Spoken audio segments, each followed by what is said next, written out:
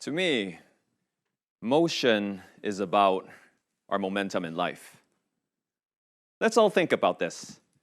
At what stage of our life did you feel like you had the strongest life momentum? So this is me when I was 4 years old, which I felt like I was always excited, always passionate, and most importantly, always charming. So you know someone is truly happy when you could smile like this just sitting on a toilet bowl. So if you really think about this, when we were young, when we were a child, we actually very naturally would spread joy, positive energy to anyone that we meet. We were all filled with love, filled with motion. So my next question was, when did we lose it? When did we lose this motion? When did we start to learn to become pessimistic? When did we learn to become conservative? When did we learn to enjoy a zone called comfort zone? So it took me some time to really reflect on that. And for me, I think it was this time. I know, it's a t-shirt. So that year, something happened. My parents got divorced. My father left home. My mom was left alone and took up the responsibility to take care of the three of us, including myself and my two older sisters. That wasn't easy for us. The family suffered both emotionally and financially. So I recall ever since then, it was much more rare to hear any laughter at home, and I felt like I became very quiet, very passive. So basically, my daily routine was more like wake up, go to school, come back, video games, homework, some more video games, and then I'll go to sleep. So look at this guy. The only people that he would talk to are characters within video games. So that was kind of a difficult period. And I felt like for me, I also had a very low self-esteem. I always wanted to hide myself. I just felt like I developed an internal mechanism to just suppress my feelings because it was too painful. At the same time, I was also kind of lost in terms of my direction in life. I felt like for a very long time, I knew that I would fail getting into university. So during secondary school, actually what I did was try to go and get a driver's license, just in case things that didn't work out. So at that time, my mom was kind enough to remind me, son, you want to get a driver's license? Good. Make sure you get one for minibuses. Why? Because when you get a license for minibus, you could drive both a minibus and a taxi. 2 in 1. So that was very comforting at a time and one of the best piece of career advice that I got. But basically, I lost my motion. I totally lost my motion. So after I graduated from university, I was very fortunate because I met the most important teacher in my life.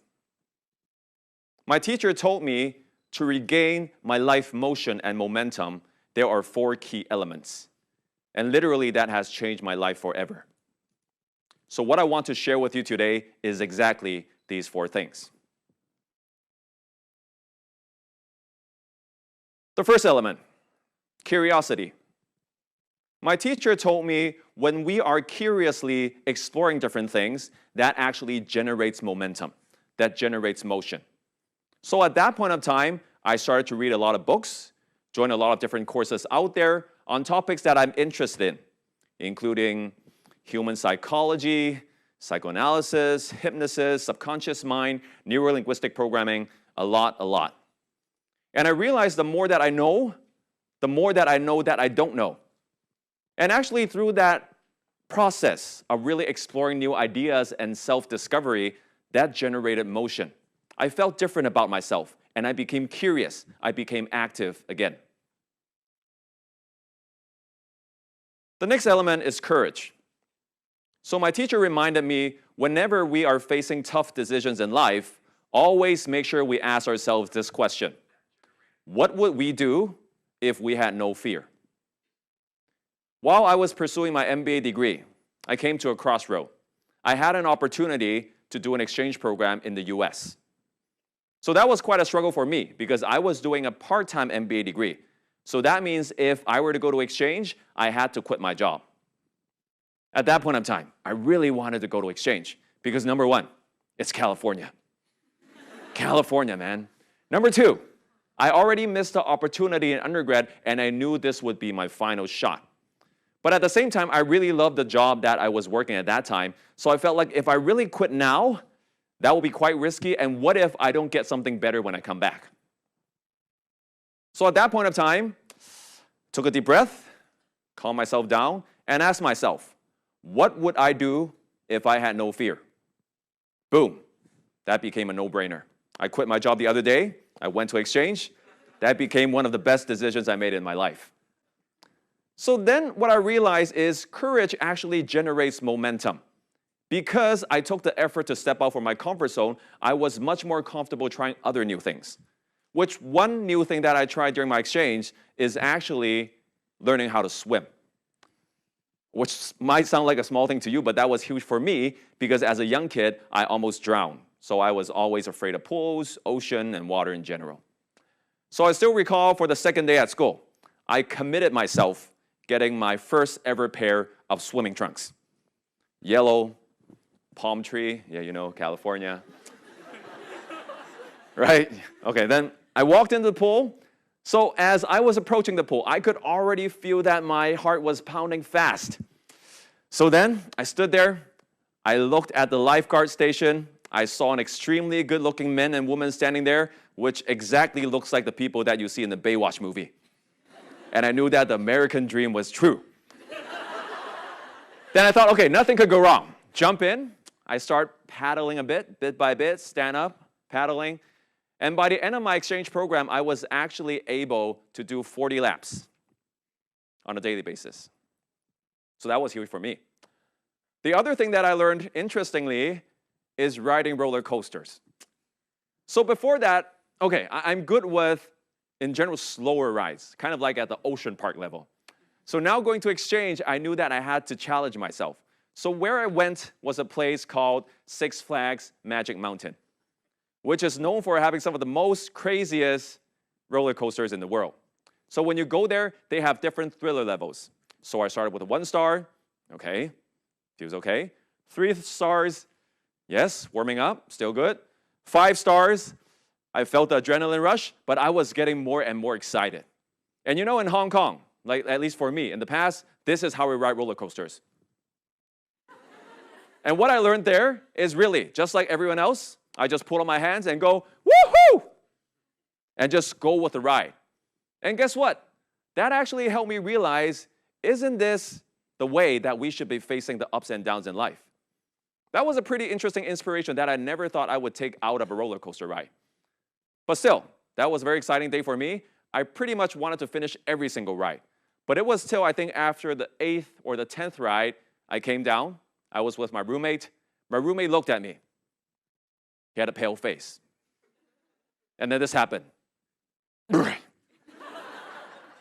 So he literally vomited right in front of me. So I would say in my life, for the very first time, I got a guy vomited right in front of me during daytime.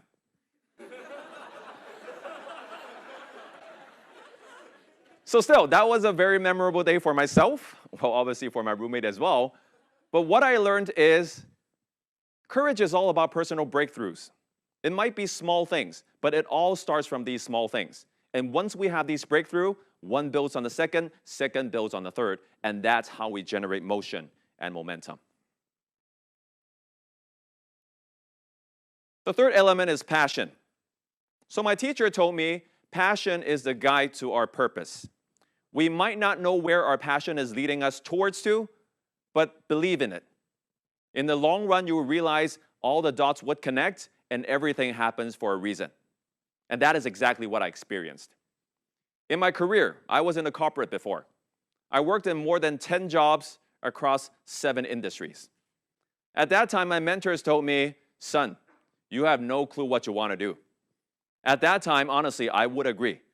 But there is one thing that I know for sure is I always follow my passion. Whenever in that job, I didn't feel the pump, I didn't feel I was energized, I was motivated, I just moved on. So now as a full-time trainer, everything makes sense. Because I worked in 7 different industries, I have a really broad perspective and a really broad network. Because for a long time, I loved studying psychology myself. So that built a very strong foundation for me to make it a successful transition from a corporate executive to become a personal trainer and personal coach. And for the longest time, I was actually a part-time dubbing artist. I started when I was 15. So chances are you might have heard my voice on some TV advertisements or in a theme park. Something like, 歡迎大家今日嚟到我哋嘅主題公園，請大家好好享受啦。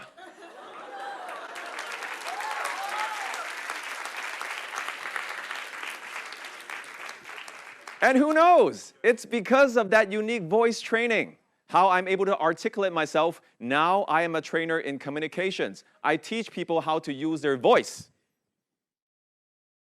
And also, for a very long time, I was also a passionate drummer. So I've been playing drums for 15 plus years, always with a band. And guess what? It's because of that experience at a very young age, I was already used to standing on stage and dealing large crowds like today. So back at that time, if you were to ask me, how would these things connect? I would tell you, 100%, I have no clue. But because I believed in my passion, I followed my passion. Things just kind of connect some way, somehow. So passion creates motion. And when we follow our passion, that actually gets us closer to where we belong.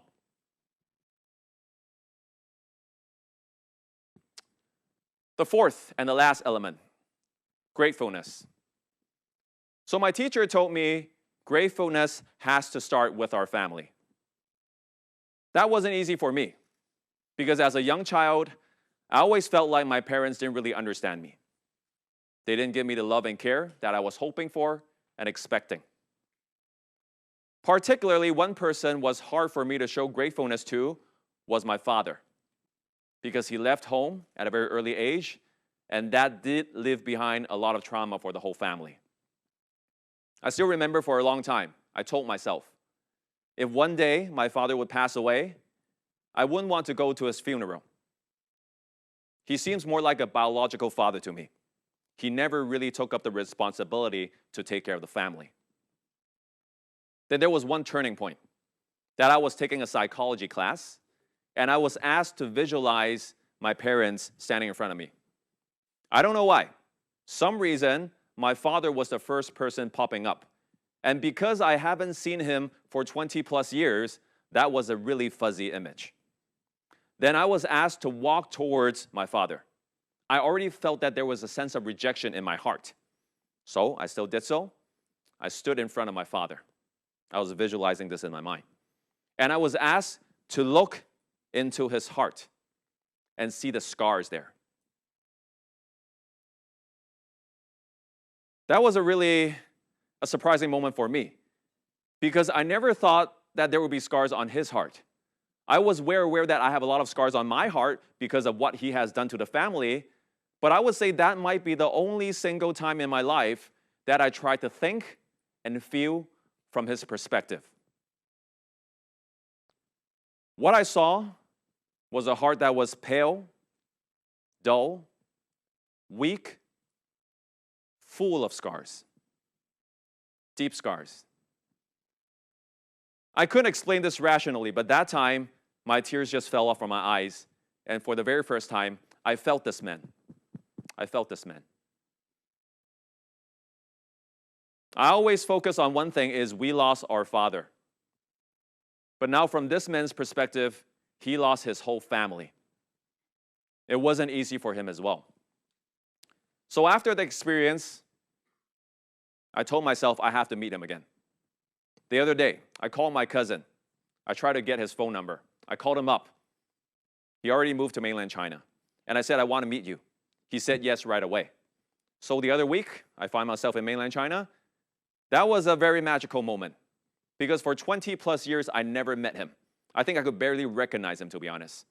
But when I first saw him, he felt more like an uncle to me. But that was very warm, a very warm feeling. And we started to have conversations. Surprisingly, we got along together pretty well. I was asking about his past. I learned much more, and now I'm seeing more of the story, a more complete picture. So then we actually built pretty good rapport, and we would meet each other in every few months. So then it came to a defining moment. There was one day, my dad came over to Hong Kong. So we had a casual dinner. It was about 9 o'clock. My dad said, it's getting late. Maybe I need to go home because he lives in mainland China. Then before he left, he suddenly just sat there and seemed quiet. He suddenly held my hand. And I saw his eyes turning red. There were tears coming out from this big man. Then with a shaky voice, he told me, son, you don't need to be so good to me. I don't deserve this. At that time, tears just came out from my eyes as well. And the first thing I did is I just leaned forward and I gave him a hug. So that might be the first time I gave him a hug since I was 4. At that very single moment, I felt like I was finally a grown-up because I could stop becoming a victim and I could take ownership to try to lead my parents and try to ease some of the pain that they have gone through. The key lesson that I learned is at times we might be complaining that what our parents gave us was not enough. But now I know whatever that they gave us is all that they had. We wanted more love. We wanted more care. But that's exactly what they lacked as well, and their childhood would only be tougher than ours. So that was a great realization for me. And after that, I was also able to show more gratefulness towards my mother, which it's hard to imagine what kind of struggle that she has gone through just raising us 3 kids as a single mom. Then I started to talk with her more and learn more about her background. So through that process, I was able to connect with my parents again as a child. And I feel like when I connect with my parents again, a big part of myself came back. My emotion came back. And literally, now, I could feel my mom and dad standing next to me. And I'm so grateful that I can become the person I am today because of them.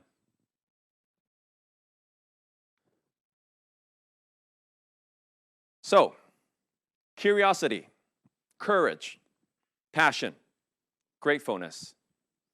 If you really think about it, it all connects. When we are curious, we have the courage to explore. When we have the courage to explore, we will follow our passions. And when we follow our passions, we will see life as a journey, and we will be grateful for what it offers us. So who is this brilliant teacher who taught me this wonderful lesson?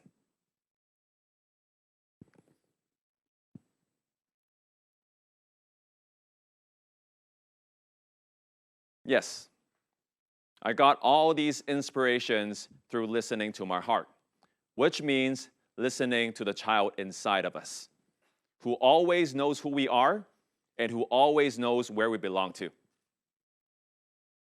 Think about this. When we were young, we were always filled with love, always filled with joy, always filled with motion. So the only thing we need to do is reconnect and awaken that part inside of us. So now, I hope that everyone could just take a deep breath and try to visualize this. There is a small child here in your heart, which is you when you were little. Try to look at this child. How old is he or she? What is this child wearing?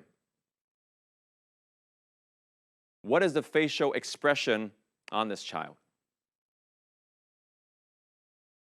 Now ask this child a few questions. Am I curious enough? What should I be exploring? Am I courageous enough? What kind of personal breakthroughs should I make today? Did I follow my passions? Am I being myself? Am I doing what I love? Finally, am I grateful enough? Have I shown gratefulness towards people around me, especially your loved ones, your family, and your parents?